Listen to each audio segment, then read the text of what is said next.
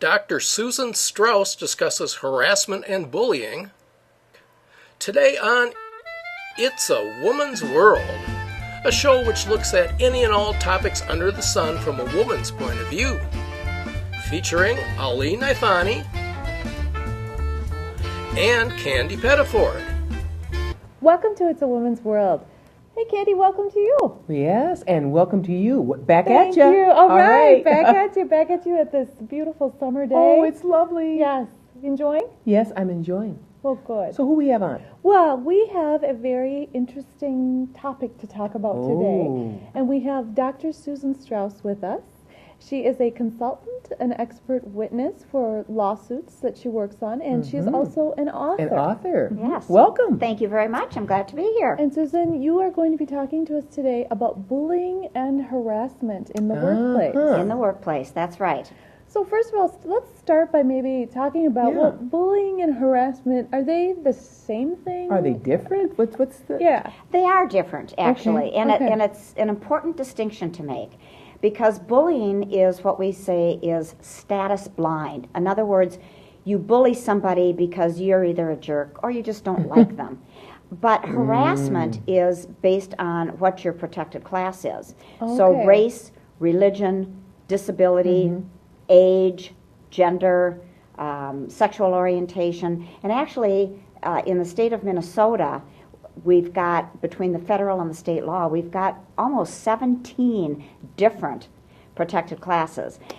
One of them, though, like being a caregiver, is not considered a protected class when you have them listed. However, people who are caregivers are being discriminated and harassed at work, and so they are suing nonetheless as a protected class, even though they're not identified as a protected class. And how are they being targeted at work? Well, for example, if you were a parent or you are a daughter even of a child or a parent that perhaps needs additional care at home, and maybe you need to alter your time that you come and leave work. Yes. Perhaps you even are just a regular old parent and you want time off to go to a child's school program, that kind of thing. And so what happens when you fall in that realm, your coworkers may get angry. Well, for Pete's sakes, why do they get time off? Yeah, that's right. And I don't.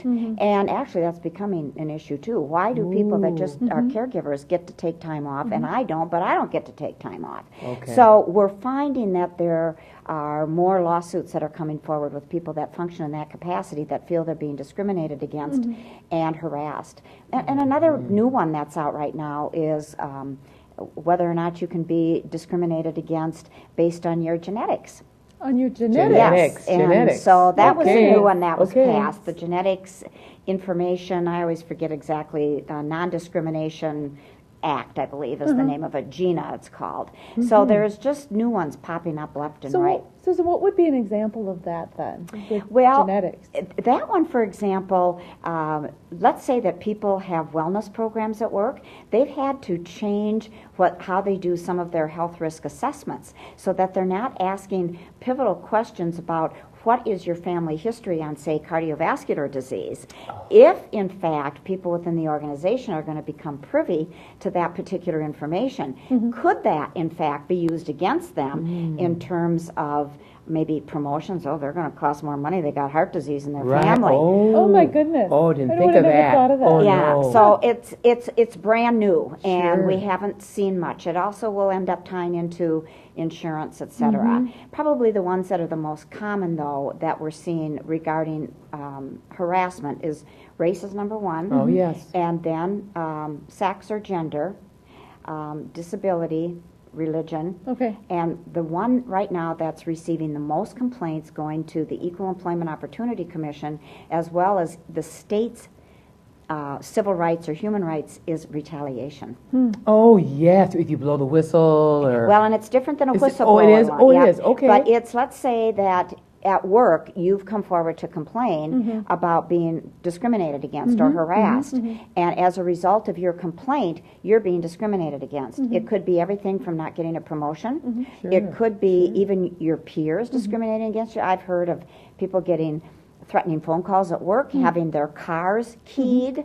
One woman got followed home with somebody shooting at her wheels of her car. My goodness. So sometimes it can be very severe. Other times it might be being isolated, ignored, not giving a plum assignment because you have come forward to complain about discrimination or harassment based on your protected class. And a lot of times, do those people get labeled as, oh, she's a troublemaker, Yeah, here she comes again. they're just causing they're trouble. just trying to stir the water. Yes, they do. They do. And that's really the worst thing an organization can do, isn't it? If someone brings that to your attention, is the smartest thing to do to say, let me hear what you have to say. Yes. Let me Let's look look into into this. it. Yeah. And Yes. let's determine, is there some harassment or discrimination going on Yes. here? Well, they have an obligation to do that. Yes. In Sure they fact, the courts have been very clear. The U.S. Supreme Court, for example, indicated that organizations must prevent harassment from occurring in the first place, harassment and discrimination. They didn't clearly delineate what does that mean, but subsequent court rulings have stated to prevent, and they identified, did you do training? Oh. And if you didn't, well, then did you really prevent? Wow. But part of it is identifying what do we mean by training. Some organizations will say, well, we go over our policy maybe once a year. That's not training. No, that's not training. Training, for example, in California, they have a state law that requires training, and it has to be by a subject matter expert. Wow. And you have to have learning objectives and specific types of learning methodologies that address the different learning styles. It's got to be more than an hour or two. Really? And if you're going to be training managers, now this isn't California state law, but a best practice is you don't just train managers with the rest of the employees. Managers have the responsibility in really preventing it and in intervening when it happens. So do managers know how to intervene? Do they even know how to recognize it? Yes. Wow. And do you intervene, for example, as a manager, if you hear a dirty joke, even though it's kind of a cute dirty joke? So managers will say, I don't want to be the sex police and the race police, Yeah. but They they will say have that, an yeah. Yeah, obligation, they do and I say don't that. blame them. I wouldn't like that either. And when I've been in management, I haven't liked it. But if you don't, it can escalate. You can't got it. There you go. It does. And if you don't intervene, as the manager, the message that you're giving to your direct reports is you're giving a tacit approval for it to continue. Oh, absolutely. So the training is only one element, though. And many organizations are doing it, but they're not doing it enough. Or they're only doing sort of a quick and dirty so they can mark it off their check mark. So they're not really doing a comprehensive piece. Or some of them are only doing it on sexual harassment and not including the other kinds of harassment and not doing any anti-bullying training. Other things that workplaces need to have is a really comprehensive policy. Of course, I get pulled in with lawsuits, so Sure. I see those that don't. But I don't see, even when I go in as a consultant and do training with organizations, and I always take a look at their policy and give them feedback. Most policies, from my perspective, are lacking some important Kind of weak. information. Yes. Weak a little, yeah. But they're held accountable for what's written. And the other thing that we're seeing is a little bit more blurring of the boundaries between bullying and harassment. Okay. So while we'll say that bullying is status blind, meaning bullying might occur because I just don't like you, or doggone it, you cut me off in traffic the other day and we worked together and I'm going to show you, or you monopolized the meeting the other day and I wanted to say something. It has nothing to do with your race or your religion or your gender or any of those things. Harassment does. It is based on what your protected class is. And that's such an important distinction because right now in the United States, bullying, we have no laws against bullying in the workplace. Wow. None, both federal or state. That is an amazing distinction, Isn't it? isn't it? I thought that so, to too. think about it that way, because the word bullying has really become Oh, popular. it's just blown up. Yes. It's just blown Taken up. on a It new- has. Yeah. Not only in the workplace, but in schools too. And the term gets misused for the schools as well. Sure And I it know does. this isn't about schools, but it's a huge misnomer to consistently label the behaviors in the school as bullying when very often they're not. They're illegal Well, harassment. Susan has to come back to talk Oh, about she's bullying- going to have bullying to in the schools, schools. 'cause We're going to have, that's oh, such yeah. That's a hot topic yeah, there, yeah, boy. we It will. really is. I tell you. Well, I'd like to know, can you give us an example of what have you seen out there? Like, what have you been called in, or what goes on in the workplace that is the bullying that or maybe a real life example. Yeah. Tell us Yeah. about it. Okay. Well, this one actually, I was just having lunch with a friend of mine, and she was telling me how what one of her good friends called her about, and her friend is in sales, and the boss, who is often the bully, is actually calling his sales force, "You're all a piece of Okay. and you're dumb." And I mean, so it's name calling, it's swearing, it's condescension, Yes. it's humiliating behavior. Just tearing you down. It does. That's exactly it. Yeah. It takes away your dignity and respect. Other kinds of bullying, and there's differences generally in the way men and women bully too. Okay. Oh, this is So- interesting. Oh, yeah. Oh, boy, hey. So men, not always, but men typically tend to be a little bit more aggressive. They're a little bit more direct. They might use the name calling. One organization I was called into, as the guy walked down, Cube City, he was so angry he took and he kicked one of the walls of the cube. And The cube, tipped in? it tipped in, Oh. hit one of his co-workers and injured him. Oh, my Now, goodness. that was an accident, obviously, But- but nonetheless, now that organization responded. They fired him immediately. Absolutely. But many don't. And many organizations not only don't fire the bully boss, this guy wasn't a boss, but don't fire the bully, they will promote them. And so they actually get rewarded. And organizations very often give tacit approval. We see a lot of bullying in healthcare. It's a hostile environment. And certain areas in healthcare are more prevalent on bullying. There's been a lot of research done about the kind of behavior that surgeons exert on nurses in the Okay. operating room. And why surgeons? What? Yeah. Well, we can come up with all sorts of contributing factors. One, it's a stressful environment. Oh, yes. Two, you've got somebody split open. Somebody might have a bleed.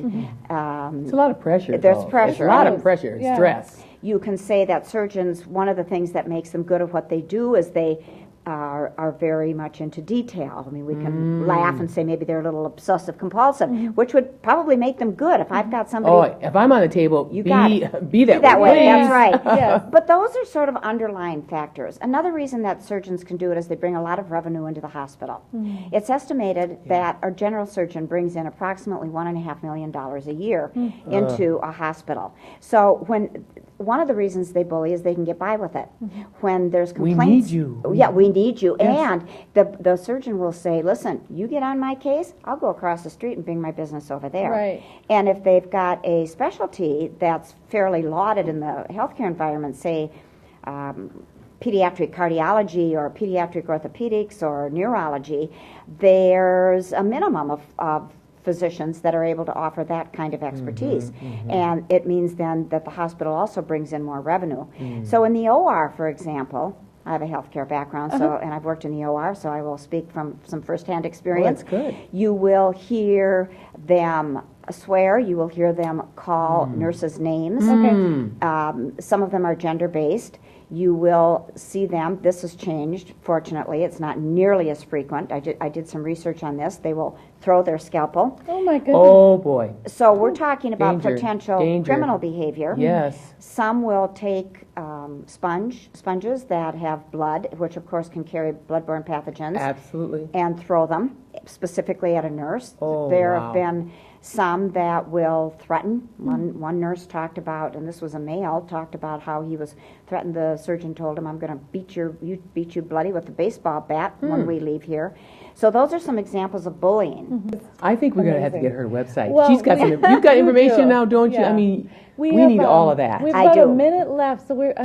We my. can keep going, can't we? Oh, on this topic? I could. This is a amazing. passionate subject. Okay, And I can see and it's I am. passionate It for is you. for me too. Yes, Yes, it is. And we didn't even get to female bullying, Yeah. which is a whole other issue. It's Now that different means there. you've got to come back. I Yeah. would love to. Female to female. You know Okay. we got to know about that. We'll remember that. So website. Yes, my website is Strauss, and that's S as in Sam, TRAUSS, consulting.net. Okay, so if somebody wanted more information, Yes. they could certainly go on the website. Right, and- StraussConsulting.net. And I've got some articles there. I've got Okay. information about my Good. research. I've got links to a ton of other websites, including a bunch for schools as well. Good. Okay, So- wonderful. Thank you so much. Thank Dr. you for Susan having Strauss, me. for I being with us appreciate it. today. This Bye-bye. was a fascinating conversation. Thank you.